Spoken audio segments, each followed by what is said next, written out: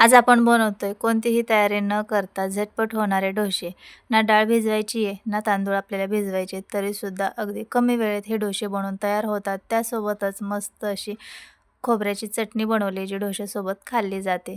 तर लगेचच आपण रेसिपी बनवायला सुरुवात करूया. तुम्ही म्हणाल तर हे डोसे कशापासून बनवलेत? तर हे डोसे आपण बनवलेले आहेत रव्यापासून. बऱ्याच वेळेस असं होतं, की आपण डाळ आणि तांदूळ भिजवायचं राहून जातं आणि डोसे तर खायचे असतात. त्यावेळेस तुम्ही असे हे रव्यापासून झटपट होणारे क्रिस्पी किंवा मऊसुद्धा डोसे बनवू शकता. दोन्ही प्रकारचे आपण हे डोसे बनवणार आहोत.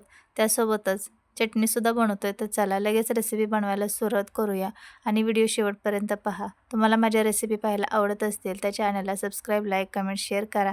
त्यामुळे तुम्ही ना रोजच्या रोज शॉर्ट व्हिडिओ आणि लाँग व्हिडिओ दोन्ही पण तुम्ही पाहणार आहे. तर चला बनवायला सुरुवात करूया. सगळ्यात अगोदर आपल्याला इथे रवा लागणार आहे. तर इथे मी बारीक रवा घेतला आहे. जो चिरोटे रवा असतो ना 0 साईजचा तो. तुमच्याकडे मोठा असेल तो वापरला तरी चालेल. आपण नंतर मिक्सरमध्ये फिरवून घेणार आहोत. तर या वाटीने 2 वाटी मी बारीक रवा घेतला आहे. त्याच वाटीने आपण 1 वाटी दही टाकून घेऊया. तर इथे मी 2 वाटी एवढा रवा घेतला आहे आणि त्याला 1 वाटी दही वापरले. तुम्ही फक्त 1 वाटी रवा घेतला तर पाऊण वाटी दही टाकायचे त्यामध्ये. आता आपण हे दही आणि हे रवा सगळं चांगलं मिक्स करून घेऊया आणि नंतर याच्यामध्ये पाणी टाकूया. तर अगोदर आपण रवा आणि दही मिक्स करून घेतले. आता याच्यामध्ये आपण पाणी टाकून घेऊया. तर इथे मी 1 वाटी पाणी टाकून घेते. अगदी बरोबर हे पाणी होतं. आता हे सर्व चांगलं मिक्स करूया आणि असंच हे झाकून ठेवायचं आपल्याला 5 मिनिटांसाठी. म्हणजे रवा चांगला भिजला जाईल आणि आपल्याला डोश्यासाठी जे पीठ आहे ते मस्त असं एकदम बारीक डोश्याच्या पिठासारखं तयार होणार आहे. तर हे पहा, असं हे सर्व चांगलं मिक्स करून घ्यायचे. मोठा रवा वापरला तरीसुद्धा काही प्रॉब्लेम नाही आहे, व्यवस्थित डोसे बनतात. आपण हे मिक्सरमध्ये बारीक करून घेणार आहोत. तर इथे रवा, दही आणि पाणी मिक्स करून ह्याच्यावर आता झाकण ठेवूया आणि 5 मिनिट हे बाजूला ठेवूया. तोपर्यंत आपण चटणी बनवून घेऊया नारळाची. तर इथे मी सुका नारळ वापरलेला आहे, त्याचा किस वापरला आहे. तुम्ही ओला नारळ वापरला तरी चालेल. 4 लसूण पाकळ्या, 4 हिरव्या मिरच्या आणि मूठभर कोथिंबीर घेतली आहे. आता हे सर्व आपण मिक्सरच्या भांड्यामध्ये टाकून घेऊया. तर अगदी साधी सिंपल मी इथे सुक्या नारळाची चटणी बनवून घेतली आहे. तुम्ही हवं तर याच्यामध्ये उडीद डाळ आणि चणा डाळ भाजून तीसुद्धा टाकू शकता. टमॅटो वगैरे तशीसुद्धा चटणी खूप छान होते. तर सुक्या नारळाचा किस टाकून घेतला आहे. हिरवी मिरची, कोथिंबीर टाकूया. आता याच्यामध्ये थोडं पाणी टाकूया आणि चवीनुसार मीठ टाकून ही चटणी मिक्सरवरती बारीक करून घेऊया. तर मी इथे चटणी ही वाटून घेतली आहे. एका वाटीमध्ये ही चटणी सर्व काढून घेऊया. आता मस्त गरमागरम तडका देऊया. तर इथे थोडंसं तेल गरम करून घेतलं आहे. त्यामध्ये पाव चमचा मोहरी, पाव चमचा जिरे छान तडतडले की त्यामध्ये कढीपत्ता आणि एक सुकी लाल मिरची तोडून टाकली आणि हा गरमागरम तडका याच्यावरती टाकून घेऊया. एकदम मस्त टेस्टी एकदम ही चटणी बनते. एकदम बनवायला साधी सिंपल आहे, पण खायला एकदम भन्नाट लागते इडलीसोबत किंवा डोश्यासोबत. तर हे पहा, झटपट आपली इथे नारळाची चटणी बनून तयार आहे. आता लगेच आपण डोश्याची तयारी करूया. चटणी तर आपली तयार झाली आहे. तोपर्यंत रवासुद्धा चांगला मुरलेला आहे. आता आपण मिक्सरच्या भांड्यामध्ये थोडा रवा टाकून घेऊया. सर्वच एकदम मिक्सरमध्ये फिरवता येणार नाही, त्यामुळे थोडं-थोडं हे मिश्रण टाकूया आणि याच्यामध्ये थोडंसं पाणी टाकून हे आता वाटून घेऊया. तर थोडंसं हे रवा टेक्स्चर ठेवायचे म्हणजे डोसे खूप छान होतात. तर हे सर्व मिश्रण मी एका दुसऱ्या बाउलमध्ये काढून घेतले आणि मोठ्या बाउलमध्ये हे वाटलेलं मिश्रण टाकून घेऊया डोश्याचे पीठ. तर हे पहा, खूप जास्त पाणी टाकायचं नाही, थोडं-थोडंच पाणी टाकायचं. कारण रवा, दही आणि पाणी हे मिक्स करून ठेवलेलं आपण अगोदर, त्यामुळे रवा भिजलेला आहे. लागलंच तर आपण नंतर पुढे पाणी टाकून घेणार आहोत. तर राहिलेलंसुद्धा सर्व मी इथे रव्याचं मिश्रण पाणी टाकून बारीक करून घेतले.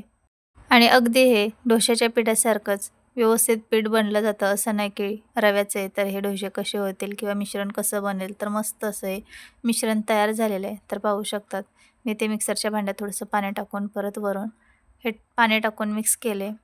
तर हे मिश्रण खूप घट्ट वाटते. तर आणखीन थोडंसं याच्यामध्ये पाणी ॲड करूया आणि परत एकदा मिक्स करूया. तर आपल्याला आपण जसं ना डोसे बनवतो त्याचं पीठ कसं असतं तसंच याची थिकनेस ठेवायची. खूप घट्ट नको किंवा खूप पातळही नको. तर हे पहा, अशा पद्धतीने इथे डोश्याचं पीठ भिजवून घेतले तरीसुद्धा आणखीन थोडं घट्ट वाटते, त्यामुळे मी आणखीन थोडंसं पाणी टाकून घेतले. तर हे पहा, अशा पद्धतीने आपले ते मिश्रण तयार झाले. तर परफेक्ट आपलं मिश्रण कसं तयार आहे तर हे पहा, चमच्यावरती ना अशी एक थिकनेस येते, लेयर येते, तेव्हा समजून जायचं की परफेक्ट आपलं इथे पीठ बनवून तयार आहे. आता याच्यामध्ये चवीनुसार मीठ टाकून घेऊया आणि 1 चमचा मी इथे इनो टाकून घेतला आहे. खाण्याचा सोडा पाव चमचा टाकला तरीसुद्धा चालेल. त्याच्यावरती 1 चमचा पाणी टाकूया आणि हे सर्व मिक्स करून घेऊया. आता आपण लगेचच डोसे बनवायला घेऊया. तर व्यवस्थित हे मिक्स करायचे. तर आपल्या इथे रव्याचं मिश्रण बनवून तयार आहे डोसे बनवण्यासाठी. तर वाटतसुद्धा नाही आहे की आपण हे रव्यापासून मिश्रण बनवून घेतले. तर अगदी डोशाच्या पिठासारखंच हे मिश्रण तयार झालेलं आहे. पॅन गरम करून घ्यायचं आहे. त्यावरती थोडंसं तेल लावून पुसून घेऊया टिश्यूने आणि थोडंसं पाणी शिंपडून स्वच्छ रुमालाने हा पॅन पुसून घेऊया. आता आपण डोसा बनवूया. 1 पळी मिश्रण घ्यायचे आणि पॅनवरती सोडून हळूच चमच्याने हलक्या हाताने हा डोसा पसरवून घ्यायचा आहे. तर तुम्हाला हवं तसे छोटे मोठे डोसे बनवू शकतात आणि खूप छान याला जाळी पडते. तवा चांगला गरम करून घ्यायचा आणि नंतर गॅसची फ्लेम कमी करायची. तर हे पहा, हलक्या हाताने हा डोसा मी पसरवून घेतला आहे. थोड्या वेळ आता हा डोसा असाच भाजून घ्यायचा आहे आणि खालच्या साईडने आता डोसा भाजलेला आहे. आता आपण हा डोसा काढून घेऊया. तुम्ही हवं तर दुसऱ्या साईडने सुद्धा भाजू शकतात. मी ते एकाच साईडने हे डोसे भाजून घेणार आहे. तर हे पहा, किती छान खरपूस असा रंग आला आहे. आपला पहिला डोसा बनवून तयार झाला आहे आणि एकदम क्रिस्पी बनतात. किंवा तुम्हाला जर मऊ डोसे बनवायचे असतील तर तसंसुद्धा बनवू शकतात. मिश्रण थोडंसं पातळ बनवायचं आणि त्याचेसुद्धा एकदम मऊ लुसलुशीत डोसे बनतात. क्रिस्पी बनवायचे तर क्रिस्पीसुद्धा बनवू शकतात. तर आता दुसरा आणखीन एक तुम्हाला डोसा बनवून दाखवते. तर पॅनवरती पाणी शिंपडून पॅन पुसून घ्यायचं आहे म्हणजे पॅनचं टेम्परेचर व्यवस्थित राहतं आणि डोसा व्यवस्थित क्लीन निघला जातो. तर आता दुसऱ्यांदा आपण हा डोसा बनवून घेतो आहे. तर 1 पळी मिश्रण टाकून हलक्या हाताने पसरवून घेऊया आणि हा सुद्धा डोसा छान खरपूस होईपर्यंत भाजून घेऊया. आणि किती छान याला जाळी पडली आहे पहा. तवा चांगला तापला असेल ना तर जाळीसुद्धा खूप छान पडते हे पहा. तर हा सुद्धा आता आपण डोसा भाजून घेऊया. तर हे पहा, डोसा भाजला की आपोआप याच्या कडा अशा मोकळ्या होतात आणि खालची साईड व्यवस्थित भाजलेली आहे. आता आपण हा डोसासुद्धा काढून घेऊया. तर अगोदर साईडच्या कडा मोकळ्या करायच्या आहेत म्हणजे डोसा व्यवस्थित क्लीन निघला जातो आणि छान खरपूस रंग दिसतोय पहा. तर अशा पद्धतीने डोसे भाजून घ्यायचे आणि हा सुद्धा डोसा आता आपण काढून घेऊया. चांगला भाजलेला आहे. डोसे चांगले भाजू द्यायचे म्हणजे व्यवस्थित क्लीन निघतात. ते पॅनला अजिबात चिटकत नाही. तर हे पहा, झटपट आपला दुसरासुद्धा डोसा तयार आहे. कोणी म्हणणारच नाही की आपण हे डोसे रव्यापासून बनवलेत. एवढे भारी हे डोसे बनवून तयार होतात. तर इथे आपण 2 डोसे बनवून घेतलेत आणि एकदम मस्त हे डोसे तयार झालेत. तर बाकीचे सुद्धा राहिलेले सर्व डोसे मी असेच बनवून घेणार आहे की नाही बनवायला एकदम साधी सोपी रेसिपी. तर तुम्हाला केव्हाही डोसे खायची इच्छा झाली तर तुम्ही झटपट असे रव्याचे डोसे बनवू शकतात.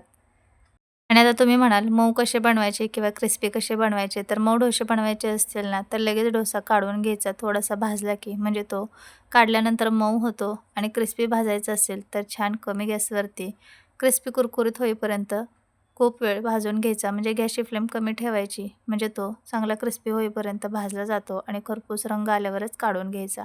तर अशा पद्धतीने दोन्ही प्रकारचे आपण डोसे दाखवलेत. तर झटपट आपले इथे रव्याचे डोसे बनवून तयार आहे. सोबतच आपली नारळाची चटणी आहे. तर कशी वाटली तुम्हाला ही रेसिपी नक्की कमेंटमध्ये सांगा. आणि कालसुद्धा आपण हिरव्या मटारपासून मसाला पुरी बनवलेली त्याचीसुद्धा रेसिपी शेअर केली आहे. तुम्ही पाहिले नसेल तर ॲक्टिव्ह पूजा सर्च करून पाहू शकतात. एकदम मस्त अशी मटार मसाला पुरी बनवलेली आहे. तर आणखीन अशा साध्या सोप्या घरगुती साहित्यात तयार होणाऱ्या भन्नाट रेसिपी पाहण्यासाठी चॅनलला सबस्क्राईब करा आणि बेल आयकॉनवर सुद्धा क्लिक करा. आपण भेटूया पुढच्या अशाच मस्त रेसिपीमध्ये. तोपर्यंत सर्वांना बाय बाय.